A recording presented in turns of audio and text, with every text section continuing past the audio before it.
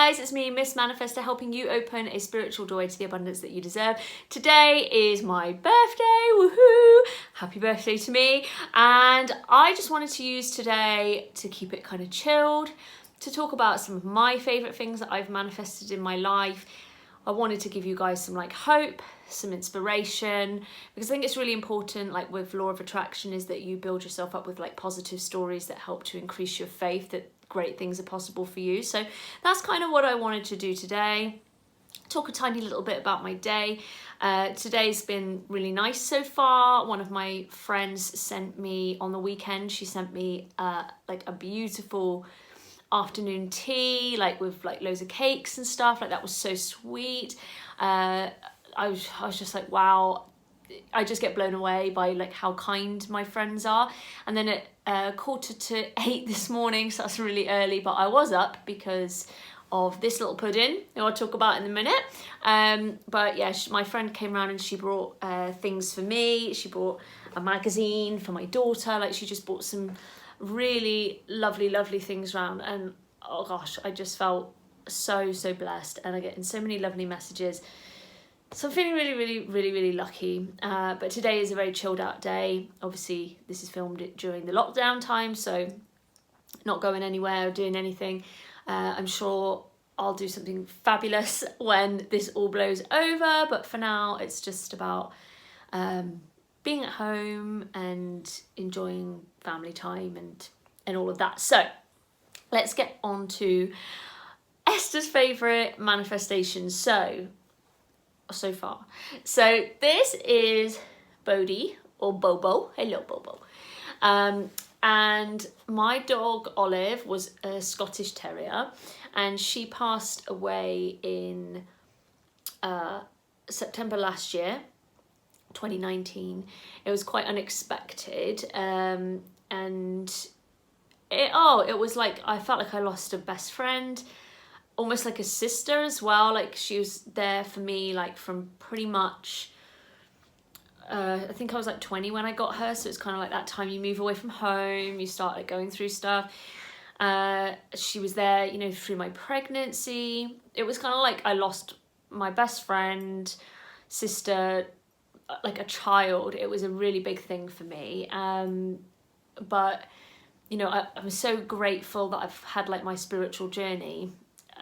It's comfort. And actually this was amazing, but one of my favorite, I suppose, work related manifestations was when my channel went viral for the first time, and that actually happened right when Olive passed away. So guys, you don't realize it, but all of you coming to my channel, and it just all blew up, and I think I went up 1,000 subs in a week, which was huge. I know some people going up when they get really big, going up all the time. One day I'll look at back at this video and I'll just go, but I went from 100 subs to over 1,000 in a week. It was just amazing.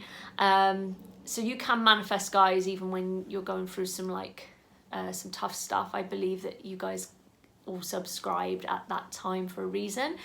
So yeah, but anyway, I was really desperate for another dog, and I kind of was pushing it. I really was pushing it, and I had my event. It wasn't great timing to be getting another dog, but I just, even though I knew it wasn't going to fill that gap, I just have a lot of love to give, and I just really wanted another one. I tried to adopt a dog, didn't work out. It was a really difficult experience. Couldn't give him the care that he needed, and that kind of for me was the universe kind of going, listen, not now. Stop pushing it.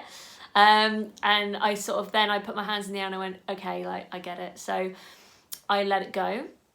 And then on the 4th of Feb, so exactly 5 months to the day after I lost Olive, I got a message from someone who bought one of Olive's puppies from me back in 2012.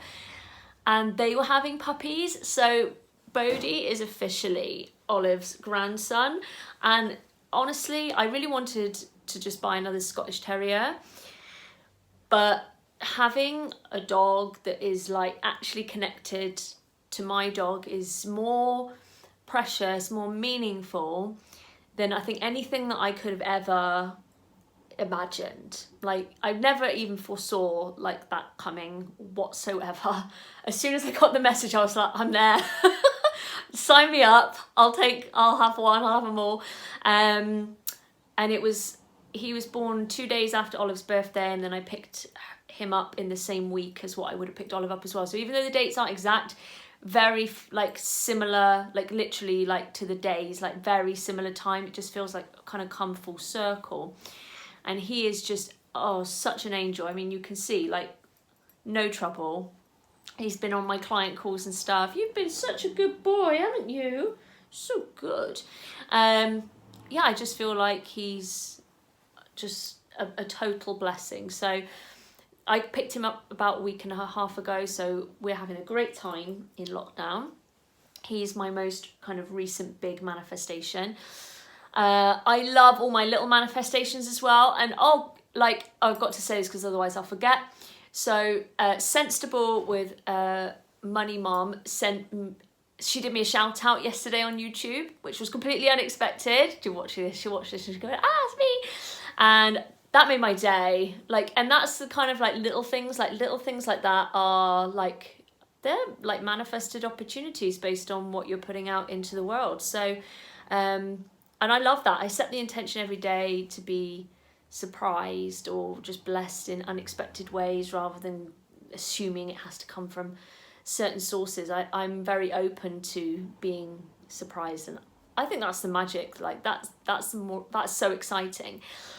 So thank you for that, Money Mum. I'll pop a link to your channel actually in the comments below. But yeah, like, so there's loads of little manifestations actually that I could talk about, but we'd be here all day.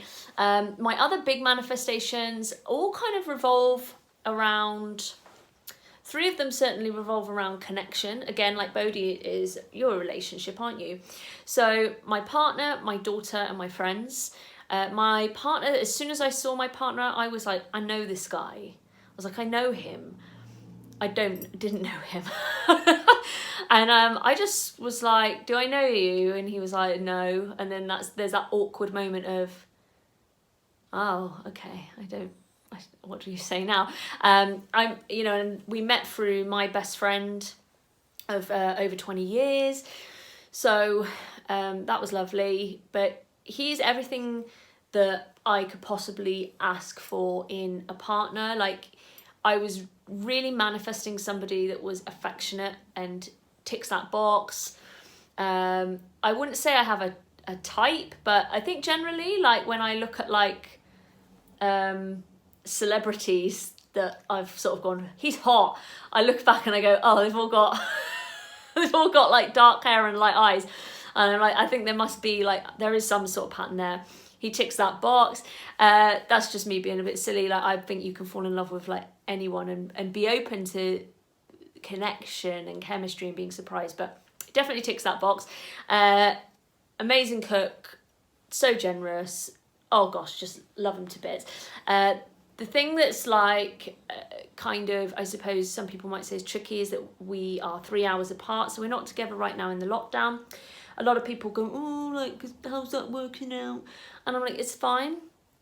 It's fine. Like, if I worry about it and go, oh, how's this going to work or whatever, like, that puts negative vibes on it. We're just very present with each other and just enjoying what we have and the connection we have and living our life that way. And like, guys, you can make anything work if you have faith and you're enjoying it in the present. If you're forecasting and going, well, I don't see how this is going to happen, it won't happen. I believe the universe will bring us together at the right time, like, to live with each other in that capacity. My daughter, when I found out I was pregnant with my daughter, oh my gosh, I was so over the moon.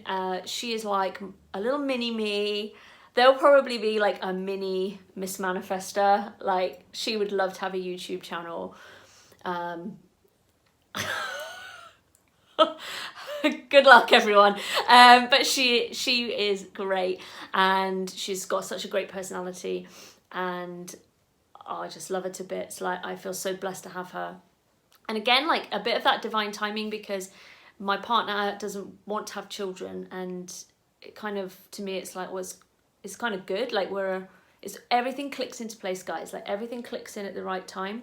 So have trust for that, have trust for your timing.